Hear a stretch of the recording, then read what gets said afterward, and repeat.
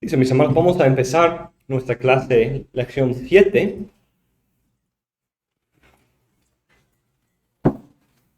la composición del Antiguo Testamento. Y en un sentido es una extensión de la clase que vimos el día de ayer y nuestra discusión, que creo que fue muy fructífera. Y quiero repetir que cuando hablamos de esto y tratamos de meternos en lo que la Biblia, no estamos hablando de cosas de teorías, de crítica. A veces sí hablamos de eso.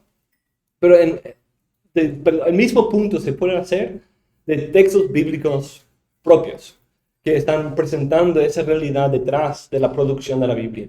Una producción larga, gradual, ciertas partes escritas, quizás desconectadas, y de ahí compuestas, como el libro de Proverbios, los Salmos. Y hay esa realidad, y tenemos que entender el proceso de la inspiración, el rol del Espíritu Santo en todo ese proceso. Y no tener la idea de que solo se aplica la inspiración cuando el autor se sienta a escribir y acaba su libro, y eso es la inspiración. Porque de ahí tenemos problemas con esas realidades que el texto mismo está presentando. Entonces, la meta es entender en una manera balanceada la inspiración, en que podemos ver, por un lado, su humanidad y por el otro, su divinidad. La encarnación del verbo en la palabra de Dios, la escrituración. Tenemos la encarnación, que es la divinidad tomando forma humana. Tenemos la escrituración, que es la divinidad tomando forma humana, de una manera paralela. No exactamente igual, porque la Biblia no es una persona, pero vemos ese rol del Espíritu Santo en las dos obras, de unir perfectamente la parte divina de su perfección, su autoridad, su poder, su suficiencia, su claridad, y también su manera humana de comunicar en estilos literarios distintos, a través de procesos humanos de escribir, usando materiales humanos, como papiro, como tinta, como tablillas de cera o de barro. El texto del Antiguo Testamento fue escrito por un periodo de 1000 años. Creo que sí tienen el manual para esta clase. Se los imprimí ayer. Afirmando la fecha temprana del Éxodo de 1446 y la conclusión del canon alrededor de 400 más o menos, podemos encontrar un milenio. Por eso debemos esperar cambios geográficos, cambios culturales, cambios lingüísticos, juntos con otros tipos de cambios en los libros, porque 1000 años, como describimos ayer, es mucho tiempo. Hay grandes diferencias entre la producción del Nuevo Testamento en sus 40 a 50 años y la producción del Antiguo. En el tiempo de los libros del Nuevo Testamento están bajo un solo reino, aunque con influencia de otras culturas, como Asia Menor, Éfeso tiene una cultura propia y otras partes. En el Antiguo Testamento tenemos por lo menos 5 reinos completamente distintos. Egipto, el reinado de Israel, Asiria, Babilonia y Medio Persia. Y más otros reinos y naciones significativas para la historia. Pero en el tiempo de Cristo no tenemos tanto la influencia de los filisteos, de los moabitas, de esas otras regiones. Se consolida un poco la parte cultural, siendo todo unido bajo el imperio romano. Es importante aclarar que a veces en la teología, cuando hablamos de esa idea de la inspiración, podemos menospreciar la variación de técnicas de escritura de los varios libros. Sin embargo, afirmamos que el producto siempre es el mismo, la palabra de Dios. Muchas veces pensamos de un solo autor y la obra del Espíritu Santo en él, pero la situación es un poco más complicada.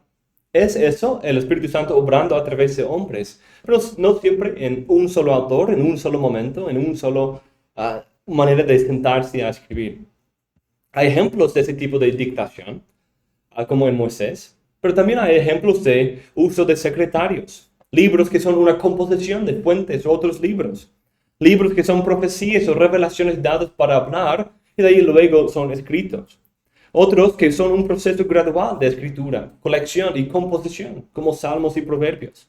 Otros profesan ser la obra de la investigación propia del autor humano, Lucas, por ejemplo. Sin embargo, la idea de la supervisión y actividad del Espíritu Santo en todas esas formas es esencial, de acuerdo con nuestras presuposiciones. Y otra vez, lo que afirmamos ayer en nuestra discusión, no en una manera adopcionista, simplemente diciendo, me parece muy bien lo que ha escrito, entonces eso va a ser la palabra de Dios ahora, sino está preparando antes, en y a través de él, dando la palabra de Dios en toda esa diversidad. Es algo verdaderamente así, perfecto y milagroso. En esta clase vamos a notar 3 fenómenos particulares que a veces han sido usados para criticar la palabra de Dios o de rechazar la idea de la inspiración. Y vamos a tratar de entender esos fenómenos y su existencia en la palabra de Dios y cómo al entender mejor la idea de la inspiración orgánica no deben presentar un problema así como se ha usado. Y esos 3 fenómenos son el uso de fuentes, los procesos de redacción y la presencia de una agenda teológica, que no se usa tanto en cuanto al proceso de la inspiración, sino en cuanto a la historicidad o fidedignidad de la palabra de Dios. ¿Cómo puede ser fidedigna la palabra de Dios cuando relata sus historias con una agenda teológica? Cuando su intención no es meramente poner en forma escrita las historias y dar los detalles que los historiógrafos de hoy requieren. Vamos a considerar eso. En primer lugar, queremos ver el problema de fuentes. Y esas fuentes que pueden ser tanto escritas como orales para la producción de la Biblia. Consideremos en primer lugar cuáles son, si la Biblia usa fuentes, cuáles son algunas de ellas. Ha habido mucho debate en los últimos 200 años sobre la composición de la Biblia. En el siglo XIX había, pues de hecho aún antes, en el siglo anterior, en el siglo XVIII, ya había mucha discusión estaba surgiendo esa discusión sobre el Pentateuco, el buscar ver fuentes o ver ideas, partes del libro del Pentateuco que no eran de Moisés, y varias respuestas diferentes a esos textos. Muchos estudiosos de los siglos anteriores se enfocaron y llegaron a poner su énfasis, el centro hermenéutico, lo que ellos querían interpretar. No era el texto en su forma final, no era la palabra de Dios a nosotros, sino era discernir las varias fuentes, de diseccionar, cortar en pedazos los varios libros para poder decir, ok, esa es esta fuente y esa es esa otra fuente, y están buscando reconstruir las fuentes que quizás se cortaron y pegaron en esos libros, según sus teorías.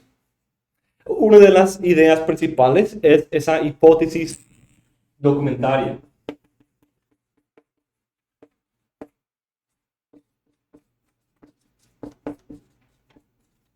Y es la idea de que el Pentateuco es una composición de 4 fuentes principales. J, que hace referencia a Jehová.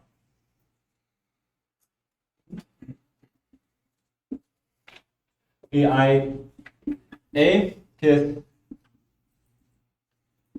elogista, yahwista, elogista, porque hacen referencia a una de las maneras principales que esas fuentes se dividieron al principio, era por el uso del nombre divino. Por ejemplo, un ejemplo clave de que se ha propuesto de esa manera. No estoy afirmando eso, de hecho lo rechazo. Pero en Génesis 1 a 2, 3, hace referencia al Dios como Elohim, en el nombre hebreo Elohim. Pero de ahí, a partir del versículo 4, ya empieza a usar Jehová. Jehová pone este nombre también. Entonces, algunos dicen, mira, y debido a que es como parece ser 2 historias distintas de la creación. Pero no es así, pero son 2 perspectivas importantes.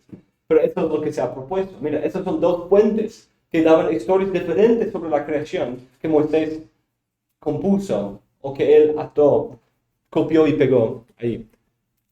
La otra es P, en los estudios es P, pero en español sería S, porque es la fuente sacerdotal. Y P en inglés es priestly.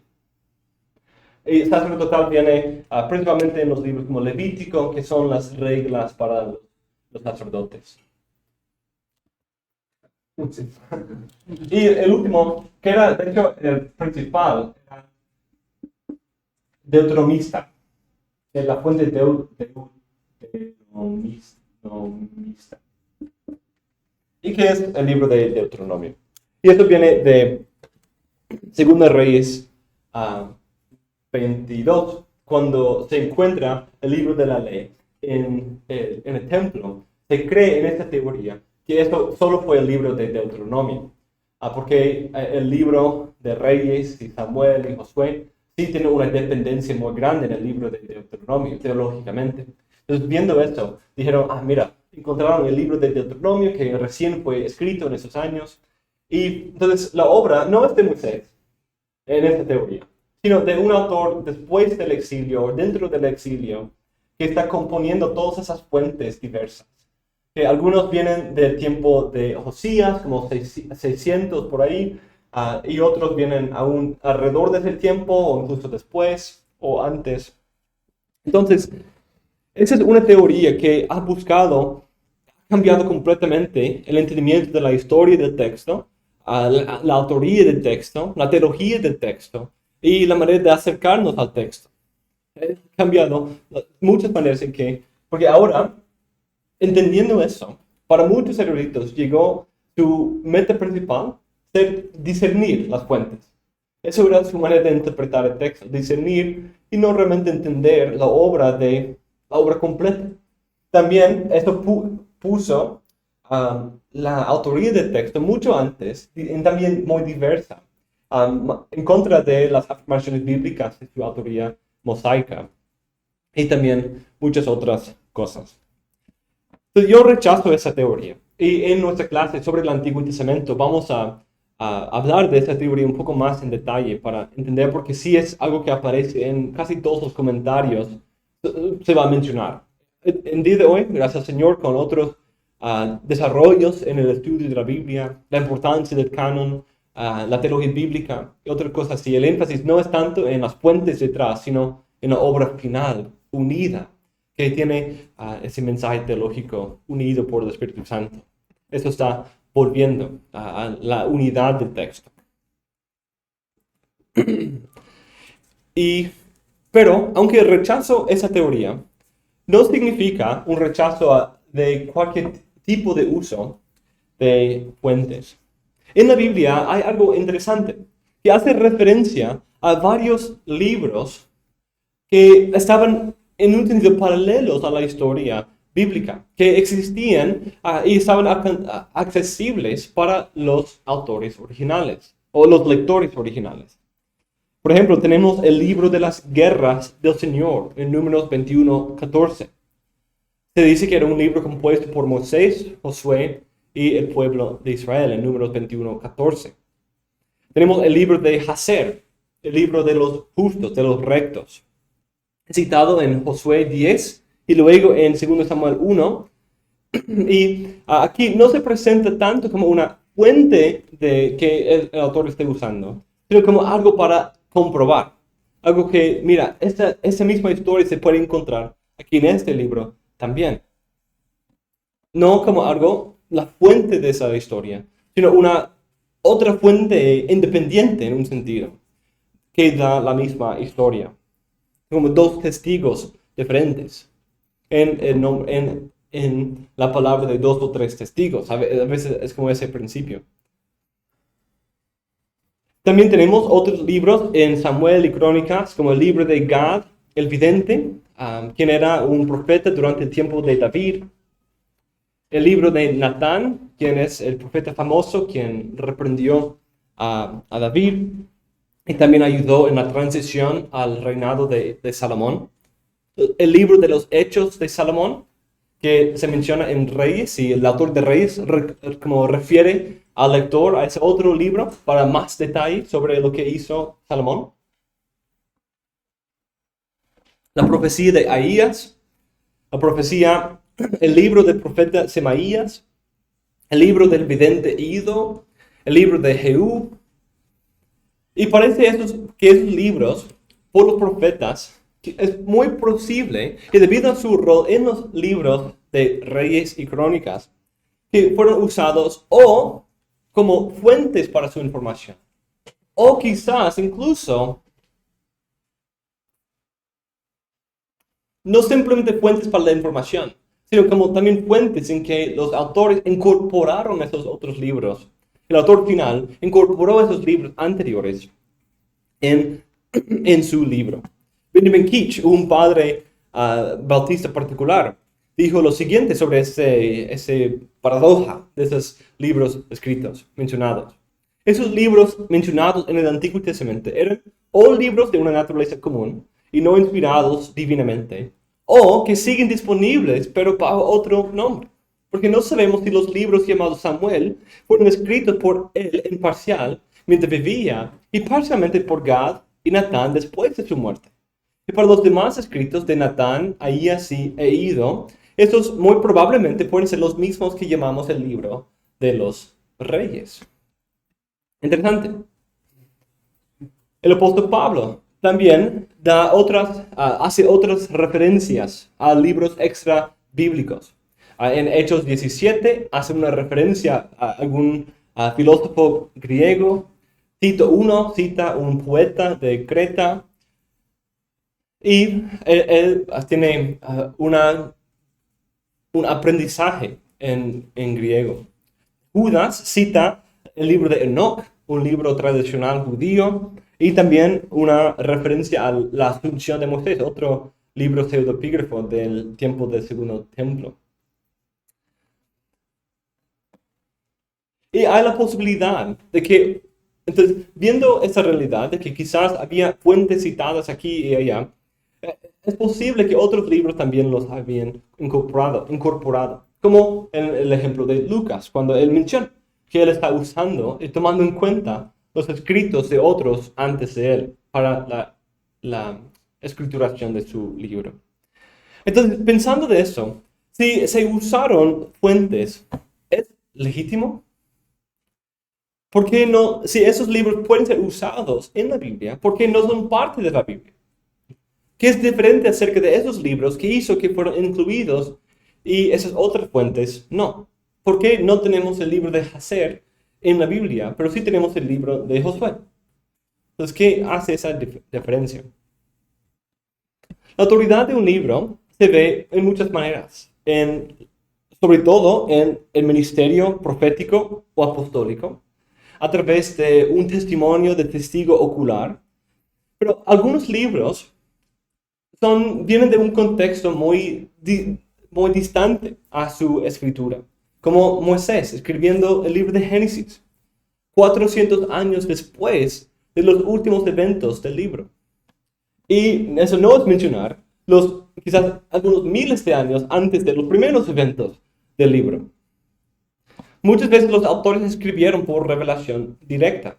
Moisés habló con Dios cara a cara. Dios dirigió a los salmistas y los autores de sabiduría. También reveló sus misterios a los profetas por visiones, sueños y por hablar. Pero hay unos libros que parecen decir que están usando fuentes que no llegaron en su propia forma en el canon. Y esa realidad no niega la inspiración. Ya hemos visto una lista de algunas posibles fuentes que pueden haber sido usados. Algunos no se presentan como fuentes propiamente, sino como otro libro independiente que se puede usar para comprobar la historia, como otro testigo a la historia. Muchos afirman que están usando la tradición oral para escribir sus libros. La mayoría que argumentan así quieren negar la infalibilidad de la Biblia. Por decir que si se basa en la tradición oral cambia en cada generación para enfrentarse con los problemas nuevos. Entonces, eso a veces se ha usado para quitar la fidedignidad a la Biblia o para quitar la realidad divina de la Biblia. Notando ese proceso humano, está diciendo, entonces mira, no es algo divino, no es algo de inspiración, porque mira qué tan humano es ese proceso. Aunque había fuentes o aún tal vez tradición oral fiel, podemos decir con un autor, Michael Grisanti, a pesar de si el Señor habló directamente o indirectamente al profeta, o si el profeta utilizó fuentes escritas o orales, lo que el autor bíblico seleccionó, editó y compuso utilizando cualquier fuente fue escritura autoritativa. Si es una obra sin el uso de fuentes, o si es una composición de fuentes como crónicas, podemos asegurarnos que sí es el resultado que Dios quería y que Dios inspiró. Ese punto no es un problema para nuestra presuposición de la inspiración orgánica, sino nos ayuda a afirmar nuestro punto anterior. La inspiración de la Biblia, de los escritores, fueron una parte activa sin imponer errores en el texto. El Espíritu utilizó sus estudios anteriores, sus vocabularios y todo lo demás de su vida para hacernos llegar su palabra en la forma en que la tenemos. Como Bavinck dice, Herman Bavinck, en consecuencia, en primer lugar, se ha hecho perfectamente explicable la diferencia de lenguaje, estilo, de carácter e individualidad que puede discernirse en los libros de la Biblia. En el pasado, cuando faltaba una comprensión más profunda, esa diferencia se explicaba en términos de la voluntad del Espíritu Santo. Sin embargo, desde el punto de vista orgánico, esta diferencia es perfectamente natural. Del mismo modo, el uso de fuentes, la familiaridad de los autores con escritos anteriores, sus propias investigaciones, la memoria, la reflexión y la experiencia de la vida están incluidos y no excluidos por la visión orgánica. El propio Espíritu Santo preparó así a sus escritores. No descendió repentinamente sobre ellos desde lo alto, sino que utilizó toda su personalidad como instrumento. Aquí también es aplicable el dicho, la gracia no anula la naturaleza, sino que la perfecciona. La personalidad de los autores no se borra, sino que se mantiene y se santifica. La inspiración, por tanto, no exige en modo alguno que literaria o estéticamente equiparemos el estilo de Amós con el de Isaías, o que neguemos todos los barbarismos o solecismos del lenguaje del Antiguo y Nuevo Testamento. Está afirmando exactamente lo que nosotros estamos diciendo. En esa idea orgánica de las Escrituras, tenemos esta realidad, que esto da lugar en la inspiración divina, supervisado, guardado, preservado por el Espíritu Santo, pero da lugar para una verdadera actividad humana, de su propia vida, su propio lenguaje, su propio estudio de otros libros, etc. Como también en el caso de Pablo. Eso está manifestando su propio aprendizaje, viene de sus propios estudios, que él puede citar esos otros libros. O también Judas. En conclusión, el uso de fuentes no debe ser un problema para nosotros. Si tengamos esa idea simplista que hemos escrito, sí quizás nos choca un poco y tenemos que tratar de minimizar algunos de los textos como Reyes y Crónicas y Lucas que hablan de fuentes, o quizás otros libros implícitamente usando fuentes como Mateo y Marcos, o como quizás Génesis, e incluso quizás otros libros también, como mencionamos en el caso de Jueces. Esas fuentes llegaron a ser parte, muchas veces, esas fuentes incluso llegaron a ser parte de la Biblia, solo bajo otro nombre, quizás en un conjunto como el libro de Reyes o Crónicas. En segundo lugar, el uso de fuentes simplemente es una muestra de la actividad humana supervisada y gobernada perfectamente por el Espíritu Santo. Tercero, la mención de otros libros a veces no indica una dependencia, sino señala al lector otros libros que pueden comprobar la misma historia o evento. Y cuarto, nuestra teoría de la inspiración permite una actividad genuina de parte de los autores humanos. Reconoce que el autor divino inspira y santifica el uso de fuentes extrabíblicas. Deberíamos reconocer esa realidad en todos los usos de fuentes, tanto los casos explícitos como implícitos. En cuanto a otros casos importantes, otra consideración, que no es tanto una consideración para el Antiguo Testamento, pero sí es para el Nuevo Testamento. En el Antiguo Testamento no tenemos la pregunta de aunque mira, estas fuentes fueron usadas. Y aquí están. Aquí están esas fuentes. ¿Por qué no las incluimos en nuestro canon? Pero en el caso del Nuevo Testamento, sí surge esa pregunta. Sí surge esa pregunta específicamente en el libro de Judas, en el uso de Enoch. Entonces, ese cita a Enoch no significa que él está aprobando y autorizando todo el libro de Enoch. Parece interesante, es una pregunta importante. Pero es importante agregar a ese punto que no es necesariamente así. ¿Cómo no es necesario que Pablo haya como dado su recomendación para el libro de Epimenides, el filósofo griego, cuando citó una palabra de él, que incluso cita en un contexto que él está hablando de panteísmo? Entonces, Pablo no tiene que autorizar, firmar la inspiración de ese profeta para citarlo.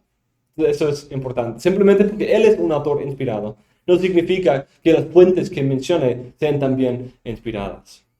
Incluso las que menciona de manera con aprobación. Entonces, la Biblia parece usar fuentes de vez en cuando. Y es válido, porque es simplemente parte de esa realidad humana que el Espíritu Santo puede perfectamente gobernar. Pastor, una pregunta. ¿Y el uso de estas fuentes altera tal vez algo en la Biblia? No, porque es parte de su producción. Nosotros no tenemos acceso a la Biblia antes de ese uso de fuentes. No es que el autor escribió y de ahí la fuente vino después para cambiarlo, sino el autor mismo en su manera de componer su libro, escribir su libro, a veces incorporaba fuentes en su libro. Pero lo que nosotros digamos es el punto. Lo que nosotros tenemos, lo que llega a nosotros es el punto clave. Es el canon, la forma final. No es tan importante para la hermenéutica del texto poder discernir, reconstruir y poder discernir todas las varias fuentes que se usaron, sino entender que a veces es así, pero él lo hizo en una manera, como una obra de arte. Tomó esas piezas y la obra final, esa obra de arte que tiene su propia historia, sus propios temas, su propia unidad que nos revela lo que Dios quiere revelarnos en ese libro. Entonces no altera lo que es en la Biblia, porque no es algo que vino a la Biblia en su forma completa para cambiar, sino es algo que se incluyó en el propio proceso de la escrituración. ¿Me hago entender? Sí. Esa manera de ver como la autoridad de un libro, Ujú, nos hablado de un profeta de parte de Dios y un testigo presencial ujú, para dar el uso de ujú. esa parte o este libro. Se puede también aplicar al Nuevo Testamento, Sí, ujú. es el mismo, dado que hay muchos más testigos y más variedad y no sé si se puede aplicarlo de la misma manera a lo que Sí, usaron. sí, en el Nuevo Testamento de hecho se ve aún más claramente, porque en el Nuevo Testamento los apóstoles eran autoritativos por haber sido comisionados como testigos de Cristo. Entonces, esa realidad de testimonio ocular y de la autoridad apostólica era muy importante. Listo, otra parte.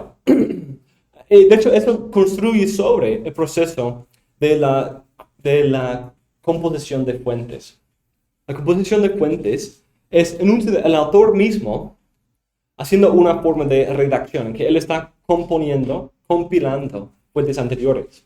Pero a veces, ciertos libros pueden vivir un proceso de redacción más allá de la vida de su autor, como quizás en el caso de Reyes y Crónicas. Si consideramos la obra de Samuel, que digamos que Samuel sí escribió el primer núcleo del libro de Samuel, la primera parte que trata de su vida, de su ministerio. Pero terminó su obra. Pero de ahí un autor posterior, quizás tomando el libro de Gad o de Ido o de Natán, y lo compuso con el libro que Samuel había escrito. Incluso quizás hacía ciertos toques para dar mayor unidad entre los varios libros, para que sea una obra final.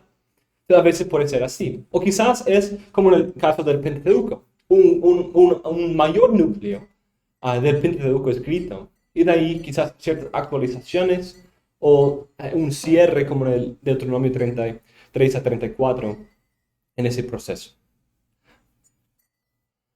Listo. Entonces, la teoría que aquí proponemos es que debido al canon abierto por 1000 años, en el caso del Antiguo Testamento, cada libro fue escrito con lo que podemos llamar una forma preliminar.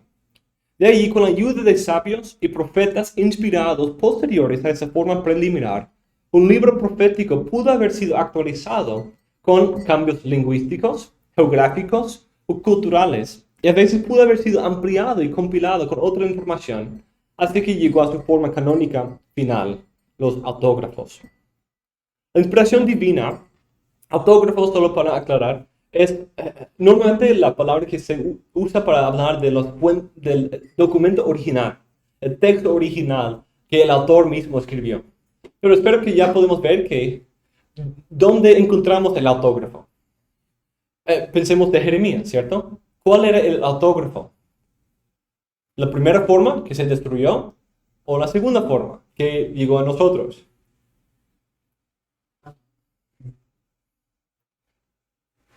La segunda. Pues, en cuanto a, usando la palabra autógrafo, diríamos la segunda.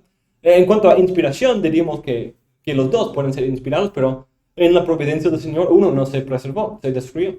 Pero no se perdió su contenido, sino fue esa misma información fue tomada y de ahí cambiada, alterada, no su doctrina, sino toques por ahí y también ampliada. Sería, digamos, el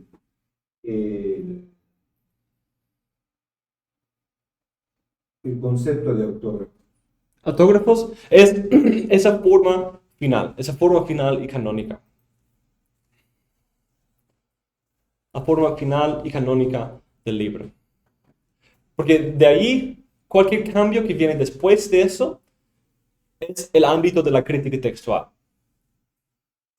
Ese es, en un sentido, con el cierre del canon. Y por eso, cuando pensamos en el autógrafo, es fácil pensar de una perspectiva del Nuevo Testamento. Porque en el Nuevo Testamento, aunque hay cierta complejidad, como hablamos de, como Pablo usando un amanuense o Pablo escribiendo con sus compañeros y cosas así, o Lucas haciendo quizás una forma creciente de su obra. Entonces, claro, la forma final es la forma canónica. Pero debido a ser solo de 50 años y era terminar el libro, en cualquier proceso que fuera, era iniciarse sobre su destino. Entonces, en un sentido, al salir de las manos, ya tiene que haber sido completo, tiene que haber sido cumplido y terminado. Pero en el caso del Antiguo Testamento, los libros no fueron escritos solo en un solo momento, como hemos visto, como Samuel, Reyes, Crónicas, y también no fueron escritos y enviados fuera de las manos de la comunidad, como en el caso de las cartas de Pablo, que ya al salir de sus manos, él no podía hacer nada a esa carta, ya había salido a su destino, ¿cierto? Pero en el caso del Antiguo Testamento, los libros se quedaron ahí en el seno de la comunidad. Eran leídas. Todos, pues, cuando hacían bien, lo leían regularmente. Tenían momentos en que se recordaba la ley. Entre los fieles meditaban día y noche en la ley de Dios, ¿cierto? Entonces, hay esa realidad de que no era una forma final que se lanzó y salió de las manos del autor, sino siendo esos profetas y los sacerdotes y los sabios, en un sentido los guardianes de los textos, ellos estaban ahí siempre activos en ese proceso. Y el canon se iba aumentando, creciendo con tiempo. El Pentateuco como el gran núcleo del canon. Y de ahí Josué escribió sus palabras al libro de Moisés. Y de ahí se iba aumentando y creciendo con tiempo. Entonces es importante entender ese proceso más largo del canon en el Antiguo Testamento. Y simplemente es entender. Uno es de 1000 años, otro es de 50. Es una gran diferencia. Y permite por mayor diversidad en todo esto. Y también sería muy importante los oyentes. Sí, pero es importante entender que los oyentes son aún más diversos. Porque siempre había un remanente que sí los recibieron como autoridad, como fiel, como su regla de fe y vida. Y cuando Elías pensaba que él era solo, saber que había 7,000 es un gran aliento. Pero cuando se considera que el pueblo de Israel era quizás algunos cientos mil, es muy poco. Es un remanente muy pequeño. Entonces, cuando estoy solo y tengo 7,000 hermanos, qué bueno. Pero cuando hay 500,000 de personas y hay solo 7,000, es un remanente súper pequeño. Entonces, había un remanente que meditaba la ley, que quería guardar la ley, que esperaba en el Mesías. Y eran los profetas, de los cuales recibimos la Biblia. Pero vemos como en el ejemplo de Jeremías que mencioné, tristemente la mayoría de los judíos en sus días rechazaron esas palabras, rechazaron esas profecías.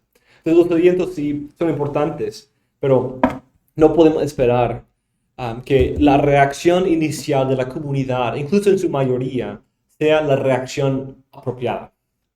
Porque la Biblia nos relata que normalmente no responden apropiadamente al texto. De vez en cuando, como en el caso de Josías, o en el caso de Esdras, cuando se lee la palabra de Dios, se lee la ley, hay un cambio, hay reforma, hay arrepentimiento. Y esto es la respuesta apropiada. Pero en el caso de Jeremías, o en el caso de Isaías, hay un endurecimiento del corazón. Hay... Si usted dice que no aceptaron o rechazaron y no hubo pronto arrepentimiento en el Antiguo Testamento. Lo mismo pasaba en el Nuevo. Pablo también daba sus cartas. Sí, ajá. Quizás no tanto, pero sí, siempre había, quizás era el opuesto. Quizás había en la comunidad escribiendo a la iglesia, la gran mayoría lo van a recibir, pero va a haber algunos que van a ser bajo la censura o la disciplina de la iglesia. Pero es como lo opuesto, ¿cierto? Y de hecho la Biblia lo presenta de esa manera. Hay ese tipo de cambio. Porque el antiguo pacto era una administración de muerte, pero el nuevo pacto es una administración de vida, del espíritu. Puede haber ese tipo de cambio. Cuando Isaías es enviado para que teniendo oídos no oigan, teniendo ojos no vean. Pablo es enviado y él da luz porque el Espíritu Santo ha venido en los corazones de los lectores.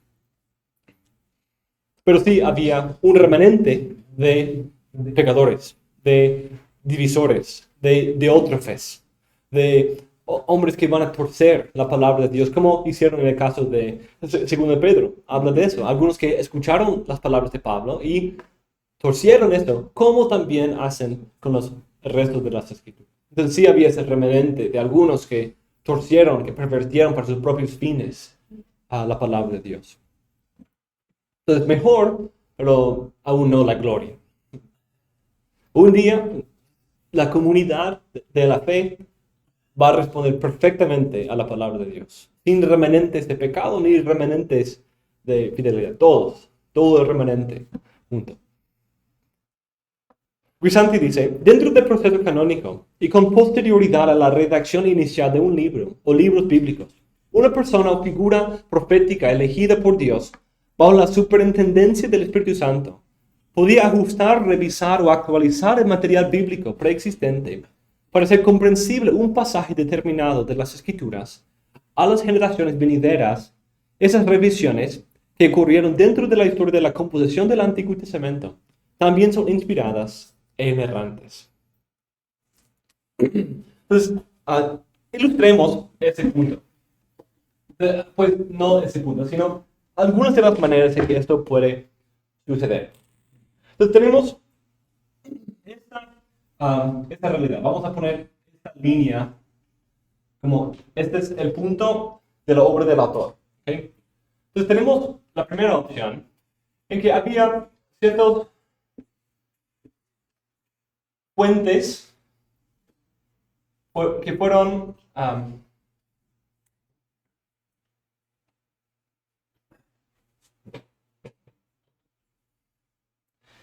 o las varias partes de su libro. Entonces aquí tiene las varias partes de su libro y van progresando, pero todo eso se va en un solo libro después de él. Como todo quizás otras fuentes, otras partes de su propio libro, otros profetas, que son todos unidos en su composición final. Otros pueden hacer esto, y este libro también llega a tener ciertos toques Voy a dejar eso por un momento. Vamos a regresar a esa ilustración. Tengo que pensar un poco.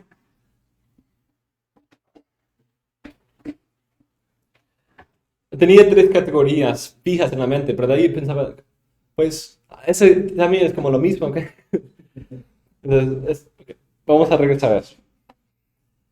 Antes de considerar ese punto, consideremos una realidad anterior, para simplemente entender que había cambios en esos 1000 años que sucedieron en el texto, en que nosotros no tenemos exactamente el texto que Moisés escribió. Entonces, pensamos de eso. No estoy diciendo que voy a mejorar mi lenguaje. No tenemos exactamente el documento en su forma original que Moisés escribió. Sí tenemos el texto original que él escribió, el contenido, pero no en exactamente la misma forma en la cual él lo escribió. Porque el idioma hebreo vivió un proceso de varios cambios. Esa realidad no resultó directamente en cambios al texto como tal, pero sí nos ayuda a ver que había un proceso que vivió antes de llegar a lo que hoy consideramos el texto original. Cuando nosotros decimos, hoy vamos a ir a los textos originales, y abrimos la Biblia hebraica stuttgartense, o la Biblia hebrea más usada, y vamos ahí y vemos el texto, estamos viendo un punto en la historia de ese texto muy posterior a su forma original. Esto no estoy diciendo para quitarnos la confianza en tener acceso a esa forma original, sino entender que esa forma original fue adaptándose a los cambios lingüísticos y culturales del pueblo de Israel. Cuando Moisés escribió su libro, fue escrito en una forma del hebreo que no se parece tanto a la forma que hoy tenemos. Porque en primer lugar usaba otro alfabeto. Tenía otro alfabeto que lo que se usa en los textos hebreos el día de hoy. O era el paleo hebreo o el antiguo hebreo, que se basaba más en el alfabeto de los filisteos. Y de hecho se parecía un poco más al alfabeto griego, porque los dos vienen de Fenicia, no filisteos, los fenicios. La fuente hebrea que hoy estudiamos y vemos en la Biblia hebrea es de hecho tomado prestado del tiempo de Asiria y de Babilonia, del arameo, que fue adoptado alrededor del tiempo del cautiverio para el alfabeto usado en el idioma hebreo. Por lo tanto, no solamente el Pentateuco, sino muchos otros libros fueron escritos en esta otra fuente. Además, al adaptar esa forma cuadrada del arameo, también vivió un proceso. Al principio, el texto era solamente compuesto de las consonantes, pero con tiempo empezaron a ver la necesidad de señalar el uso de vocales en ese texto consonántico. Entonces pusieron algunas letras al final, como yod, o va, o he. Yod, va, he. Letras al final para indicar la presencia de un vocal. Eso es la forma del texto hebreo que se encuentra en Qumran y otros. Y de ahí después, otro punto era que necesitaban vocales también dentro del texto. Entonces empezaron a usar esas mismas letras y también a veces la letra Aleph para ser una vocal dentro de la palabra. Y es esa forma que Cristo y los apóstoles y los de Qumran, de los esenios, leían. Pero nosotros también tenemos otro punto diferente, otro proceso que vivió el texto, en que los textos que hoy usamos tienen los puntos vocálicos, que fueron agregados alrededor del siglo 9 o 10 después de Cristo, para preservar la pronunciación del texto. Es interesante considerar este proceso que el texto mismo vivió lingüísticamente, que vivió de ser un texto consonántico en el alfabeto parecido al fenicio, de ahí cambiar de forma, de fuente, agregar letras vocálicas al final, agregar letras vocálicas dentro de las palabras, y de ahí agregar los puntos vocálicos por encima de eso. Eso no produjo como tal cambios al texto, pero sí nos ayuda a explicar ciertas variantes textuales que surgieron y demuestra que por lo menos debido a los cambios lingüísticos había cierta actualización del texto para la generación presente o contemporánea. El texto iba actualizándose para la comunidad a la cual fue escrita, para la próxima generación. De hecho, eso es parte del mandato, ¿cierto? Que ese libro sea transmitido fielmente a las próximas generaciones. Y para transmitirlo fielmente a las próximas generaciones, ¿qué hay que hacer? Usar la forma del alfabeto que se usa en esa generación. Usar la manera de escribir de esa generación. Porque ya después del cautiverio, ya no conocen el alfabeto antiguo. Entonces, no se va a transmitir a la próxima generación si no hace esa actualización. En primer lugar, hay evidencia de que el autor mismo indica que el texto vivió un proceso antes de llegar a su forma final. Esa redacción es como el ejemplo de Jeremías. Jeremías redactó varias formas de su propio libro o varios documentos individuales que él escribió para llegar a su forma final. Por lo menos 3. Tenemos la versión original que escribió, la versión agregada que escribió y también ese otro rollo que él envió con el mensaje a Babilonia después. Y todo esto fue unido en la forma final del libro, redactada. Redactada es simplemente esa obra de tomar varias partes o de editar y componer para que sea una obra completa. Eso nos lleva a una pregunta. ¿A qué forma del libro se aplica la idea de la inspiración? ¿A qué forma del libro se aplica la idea de canonicidad? En cuanto a la primera pregunta, según lo que indica el texto, y también debido a la realidad del oficio profético, tenemos que aplicar la idea de la inspiración a la forma anterior y la forma posterior del libro, esa que fue destruida y la que vino después. Pero canonicidad, como dijimos, es más allá de inspiración. Es inspiración más la intención divina de que esa sea la forma para el pueblo de Dios en las próximas generaciones. ¿Y cómo sabemos que la primera no fue intencionada divinamente de esa manera? Porque se destruyó. Porque en su providencia permitió que fuera destruida. Según el texto, la forma final o canónica es la forma larga, posterior, alterada y aumentada. Y se acuerda, estoy usando ese lenguaje porque eso es lo que Jeremías mismo dice en 36-32. La actividad del profeta en la obra posterior permitió que los cambios, adiciones y redacciones hechas a la primera versión sean también la palabra inspirada de Dios. ¿Cómo pudo Jeremías cambiar esa versión anterior? Aumentarle cosas, cambiarle cosas. ¿Cómo pudo hacer eso? ¿Eso no era inspirada? Sí, ya dijimos que sí. Pero ¿cómo él pudo cambiarle? Pues porque él también, primer Jeremías era inspirado y también segundo Jeremías era inspirado. Si esto es posible cuando es el mismo profeta, ¿por qué no aplicaría cuando es otro profeta? Esto parece ser el caso con el Evangelio de Lucas.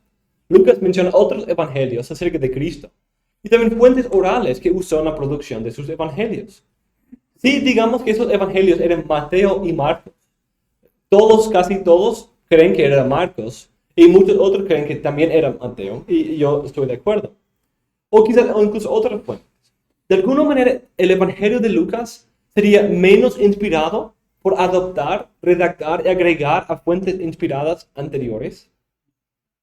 O solo las partes que vienen de Marcos son inspiradas. O quizás las versiones anteriores son menores a Lucas porque él decidió, un autor posterior decidió aumentarle cosas o cambiarle cosas. Tampoco. Muchos libros del Antiguo Testamento vivieron un proceso de redacción también, en que un autor posterior a la escritura original dio una forma final al libro. Debemos prestar atención cuando el libro mismo indica esa presencia de un redactor.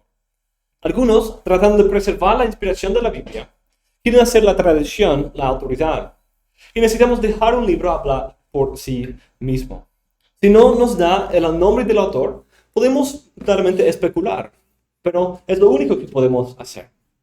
Debemos asegurar que lo que decimos acerca del origen de un libro venga del libro mismo y no solamente de nuestras ideas tradicionales. Como el ejemplo de Salomón, tratando de forzar que él sea también el autor de Proverbios 30 y 31, cuando el texto no parece haber hecho esa afirmación. O quizás hacer que Moisés haya escrito en una manera profética antes de su muerte el relato de su muerte. A veces esa es una interpretación común de ese texto entre los que tienen esa idea simplista de la inspiración. Lo cual es, en cuanto a la divinidad, es completamente posible, ¿cierto? Dios pudo haber hecho eso. Nadie cuestiona eso. Pero si el texto lo presenta de esa manera, y el texto quiere entenderse de esa manera, es otra pregunta. Y yo diría que no quiere entenderse de esa manera. Ese libro nos da un buen ejemplo de ese tiempo. El libro de Proverbios nos da un buen ejemplo de ese proceso de redacción. Porque el texto mismo nos está indicando. Había un proceso de redacción aquí. Había un creciente obra de proverbios que iba formándose. Que alguien juntó a Salomón los proverbios de los sabios. De allí, en 25, los escribas de Ezequías aumentaron otros proverbios de Salomón, que no eran parte de la forma original de que ellos tenían en sus días. Y de ahí alguien más, no sabemos quién, agregó también los proverbios de Agur y Lemuel. El libro vivió cierto proceso, iba aumentándose en esa manera. El libro de Reyes y Samuel también, quizás era una obra creciente así, Samuel y de ahí los otros profetas como agregaron, o quizás mejor, con la evidencia que tenemos, cada autor escribió su libro individualmente y de un autor posterior vino y los cosió juntos. Como tomando una fábrica, como la esposa de Carlos, tomando todas sus telas y sus varias piezas para hacer una cobija o algo así con todas las piezas.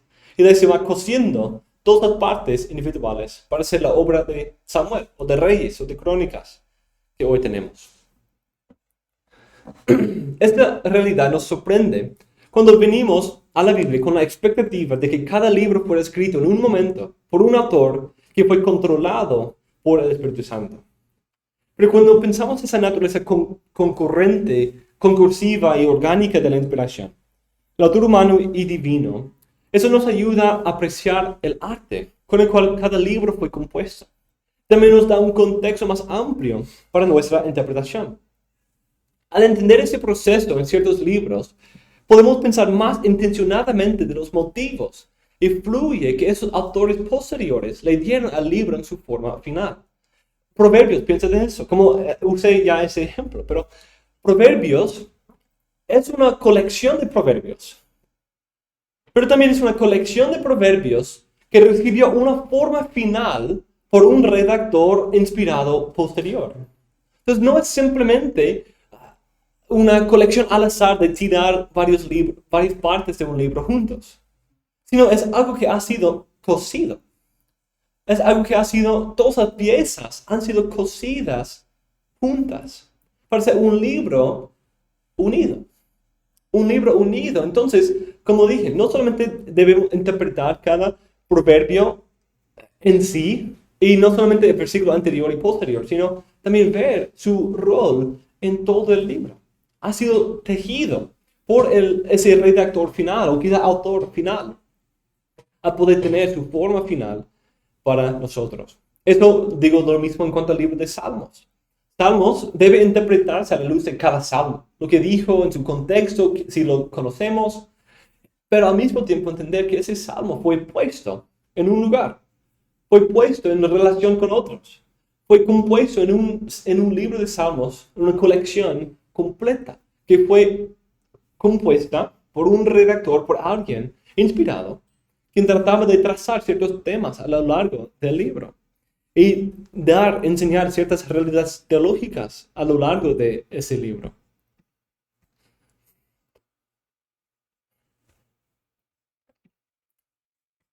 Consideremos esta cita de Roger Beckwith. La propiedad literaria no era una consideración tan importante en el antiguo Próximo Oriente, como lo sería más tarde. El frecuente anonimato de los libros del Antiguo Testamento, así como de la literatura sumeria y acadia, así lo demuestra. Además, la santidad de la literatura profética no habría sido violada por un trabajo editorial adecuado si lo hubieran realizado fielmente otros profetas verdaderos.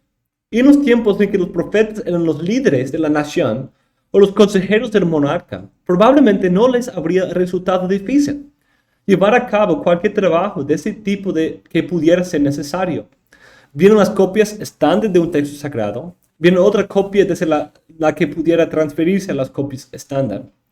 En consecuencia, cuando un libro del Antiguo Testamento incorpora documentos anteriores, o cita escritos anteriores, o se refiere a fuentes anteriores, o contiene indicaciones de desarrollo interno, eso no debe interpretarse como que el material anterior no era canónico hasta después de que se hubiera producido el proceso editorial. Los casos del libro de la Alianza, el libro del Pacto, más tarde incorporado al Éxodo, la Alianza de Josué, más tarde incorporado al libro que lleva su nombre, y probablemente el relato de Samuel sobre la forma del reino, muestran que un pequeño núcleo de un libro canónico posterior ya podía poseer estatus sagrado y reconocimiento público. Otro libro donde esto se ve es el Pentateuco. Más allá de la fragmentación que hemos visto en la hipótesis documentaria, hay evidencia de ciertos usos de fuentes y ciertas actualizaciones. Moisés parece terminar sus palabras en Deuteronomio 32:52. Y dice, pues así termina. Y de ahí dice en capítulo 33, esa es la bendición con la que Moisés, varón de Dios, bendijo a los hijos de Israel antes de morir.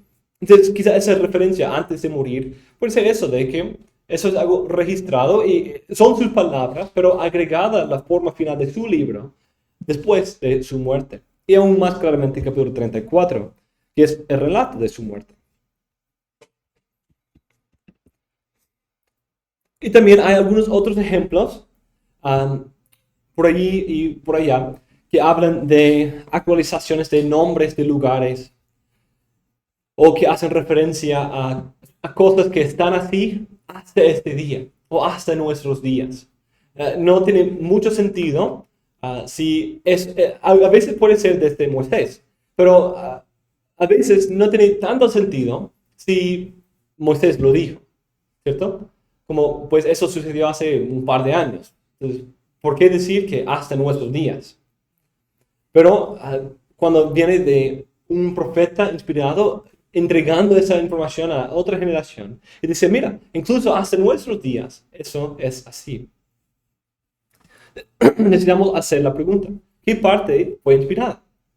¿La parte preliminar o la parte final? No es que la forma original escrita por Moisés faltaba, sino que no todavía había llegado a su forma final. Por eso podemos decir que dos redacciones ocurrieron cuando el canon todavía estaba abierto, cuando Dios todavía enviaba profetas, cuando Dios todavía inspiraba autores.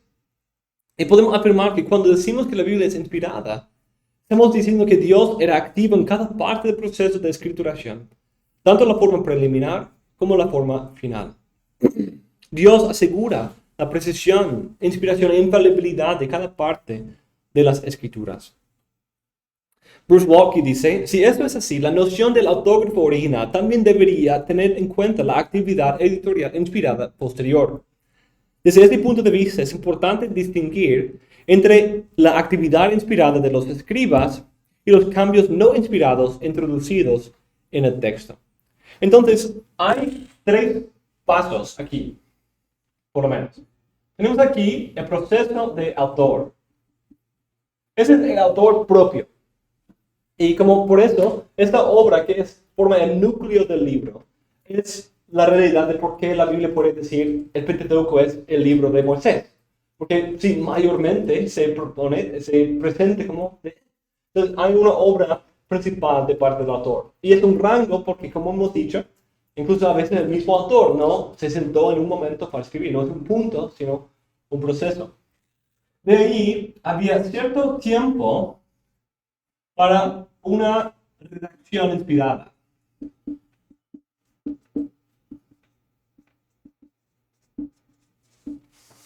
Y es aquí donde tenemos el autógrafo. En este punto ya llegamos a su forma final. Su forma final. Y esta parte de la vida de este texto sería transmisión.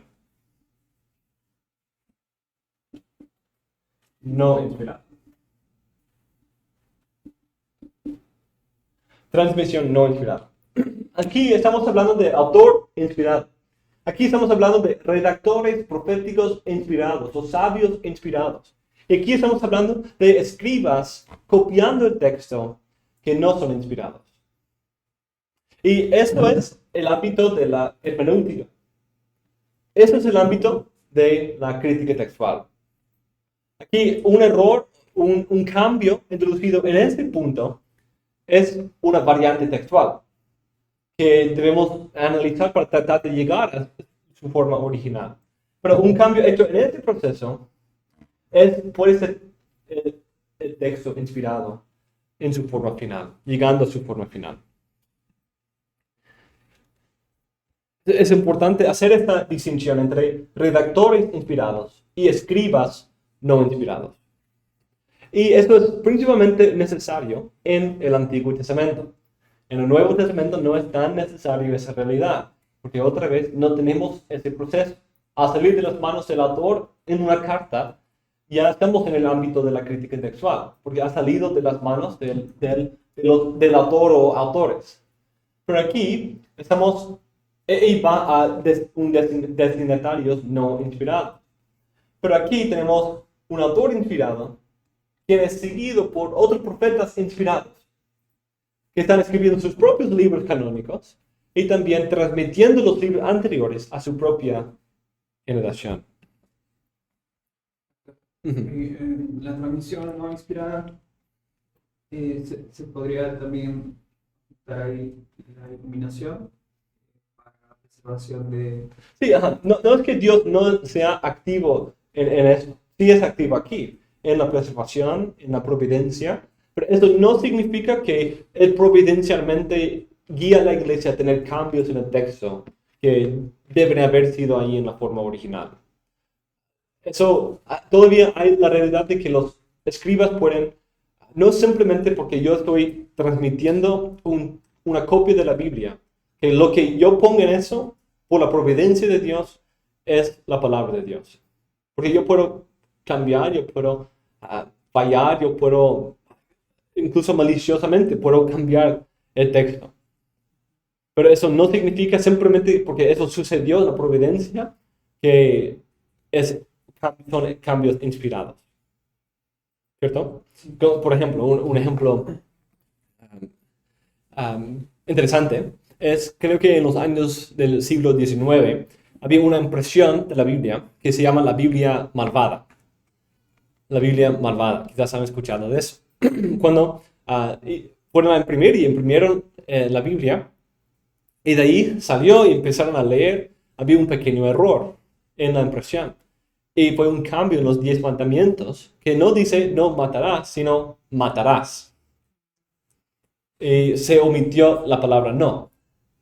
Entonces eso es un caso extremo para decir, mira, eso no es un cambio inspirado. Eso es un error. Eso es un error de parte de los copistas, de la imprenta. Y simplemente porque Dios en su providencia permitió ese tipo de cambio, no significa que Dios quería cambiar su ley. ¿Cierto? Eso es un ejemplo muy llamativo para decir lo que está sucediendo también en otros libros. Entonces, hasta ese punto, hasta ahí terminó el proceso de inspiración. Y después la transmisión, ya cualquier error que ocurra es simplemente de estar escribiendo, copiando. Sí, pero eso no significa que surgen errores o variantes en el texto. Pero al mismo tiempo Dios está preservando su texto, que no sean tan asombradores a estos errores para perder, pervertir o completamente destruir el texto original. Ahí sí está activo la providencia, en que esa providencia, esa iluminación, esa plétora de textos, nos ayuda que cuando hay una Biblia que surge así, podemos inmediatamente detectar. Podemos usando nuestras mentes, usando el sentido común en ese caso. Bueno, eso es claramente un error. Entonces hay ese lugar para, debido a la manera en que Dios en su providencia ha permitido tantos textos, tantas copias, preservadas en tantos lugares distintos. Si todo fuera bajo, digamos que esa imprenta había tenido el monopolio sobre la producción de la Biblia. Y nadie tenía acceso a la Biblia fuera de las imprimidas por esa imprenta. Y no había otras copias fuera de las que esa imprenta había tenido. Y ahora la nueva generación de Biblias tiene ese error. Y esa es ahora la Biblia que se va a traducir y se va a transmitir para las próximas generaciones. ¿Qué problema presenta? De ahí con tiempo, eso es lo que se va a leer. Y de ahí se va a interpretar de esa manera. Pues Dios quiere que matemos, porque mira, Él incluso manda a Israel a matar a los cananeos y en otros casos, cuando eso sucede. Entonces empieza a justificarse con tiempo. Pero no ha habido ese tipo de control sobre el texto, sino Dios ha dispersado su palabra. Había cierto control aquí, con los profetas, con los autores inspirados que podían tomar su palabra y podían actualizarla, pero fueron profetas o hombres inspirados, autorizados por Dios. Pero aquí no tenemos ese tipo de un oficio designado para ser los guardianes del texto. Entonces, eso permite que, aunque al dispersarlo, permite la introducción de variantes en el texto. Esa dispersión del texto también asegura que hay un testimonio a la fuente original. Porque todos esos cambios son independientes. No son todos dependientes de la misma. Lo cual significa que no se van a al ser tan diversamente copiados, no van a cometer los mismos errores en todos los textos. Entonces eso permite que podemos llegar a las fuentes originales, porque no fue un periodo en esa transmisión cuando todos los escribas hicieron el mismo error a la vez. Y de ahí no había ninguna otra fuente o testigo a las fuentes originales o manuscritos anteriores a ese punto. Porque si fuera el caso, entonces no tendríamos acceso al texto original. Porque todos esos escribas habrían hecho el mismo error y no habría otro testimonio. Pero está todo dispersado en tantos testigos, tantos momentos de la historia, tantos lugares del mundo, que por eso Dios ha preservado su palabra. Hay un testimonio fidedigno al texto original. Pero a veces, como en el caso de matarás, hay que usar sentido común para poder decir, que mira, eso es lo que sucedió aquí. Mira, el escriba simplemente cometió un salto de la vista. Y vamos a hablar más de eso en el futuro. Ya estamos sobreextendiéndonos un poco aquí. Pero sí es una pregunta importante. Y a veces nos causa un poco de incomodidad pensar de eso. Pero espero que la manera en que acabo de presentarlo ayude un poco a ver cómo el Espíritu Santo sí está activo en eso, en su providencia. Y también incluso la iluminación, ese testimonio interno, que esos escribas, no conocemos a todos los escribas, pero seguro la gran mayoría, quizás 99% de ellos, amaban el texto que ellos escribían. Amaban el texto que escribían y estaban interpretando, estaban deleitándose en el texto, amaban la iglesia para la cual preparaban ese texto. Eso es parte de esa obra del Espíritu Santo, para que hay personas así.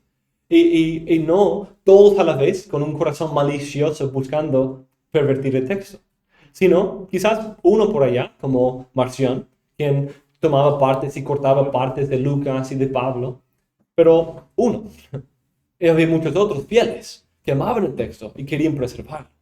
Y ese es un deseo puesto por el Espíritu Santo en su corazón, que es producto de ese canon, es evidencia de ese canon funcional y producto de ese canon ontológico, que ese poder y autoridad ha afectado el corazón de las personas. En último lugar, y súper brevemente, no tanto es algo de redacción, es algo conectado con esto, pero es la idea de que cuando se compone o cuando se relata una historia en la Biblia, lo relata en una forma con algo que se llama tendencia. Es como tendencia o agenda teológica, la agenda teológica. Es decir, que cuando Crónicas, por ejemplo, es el ejemplo clave aquí, Crónicas relata una historia muy distinta sobre David y Salomón que Samuel y Reyes, muy distinta. Entonces algunos dicen, mira, Crónicas no es histórico, no es un relato histórico o fidedigno, es errante, porque cambia la historia, omite cosas tan grandes como el pecado con Batsabé o con las esposas paganas de Salomón, omite esas cosas. Entonces, no es una fuente fiel. Y propone en base de eso la errancia del texto, en contra de su inerrancia. Pero es importante entender que no podemos medir la Biblia conforme a nuestros estándares, a los estándares historiógrafos de hoy, sino entender que cada historia tiene que omitir detalles.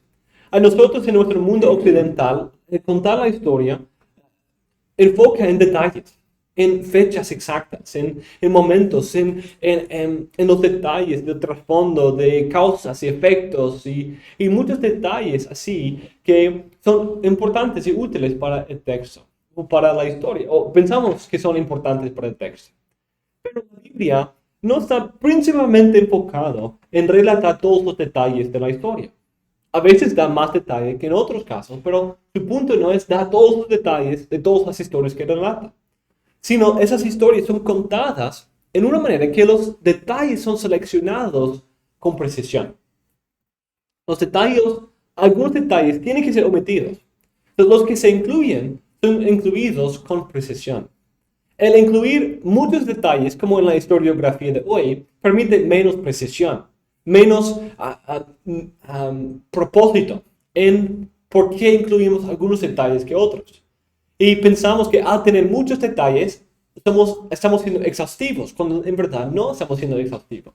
Pero da la apariencia de ser exhaustivos. Pero en la Biblia aprecia la realidad. Tenemos que omitir detalles. Cristo hizo tantas cosas que el mundo no pudiera contener los libros posibles sobre Cristo. Entonces, ¿por qué los detalles que se escogieron? ¿Por qué esos discursos? ¿Por qué esas palabras? ¿Por qué estos milagros? Cuando seguro hizo muchos otros. ¿Cuándo estos? Pero eso nos presenta la realidad y también un punto hermenéutico. Que cuando leemos, debemos fijarnos en los detalles que decide escoger, sabiendo que tiene un propósito de relatar la historia de esa manera, para cumplir el propósito teológico. Cada libro histórico es al mismo tiempo histórico, pero al mismo tiempo teológico, porque Dios está activo en la historia. La historia es teológica en sí, porque es la historia de la redención de Dios. Es su actividad en el mundo, con su pueblo escogido, con sus obras de redención.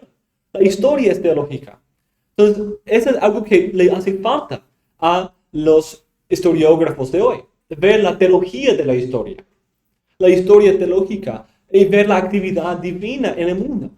Entonces, los autores humanos de la Biblia están tomando en cuenta esa realidad teológica de la historia. Que esa es la historia de Dios y de su pueblo y de su plan. Entonces, el relatar la historia de tal manera da lugar para el resaltar esa parte teológica que en su deseo de ser exhaustivo omiten los historiógrafos de hoy. Cuando tratan de ser exhaustivos, omiten la parte más importante de la historia, que esta es la historia divina. Dios está activo aquí. Dios en su providencia está gobernando las cosas aquí. Entonces creo que es algo muy importante.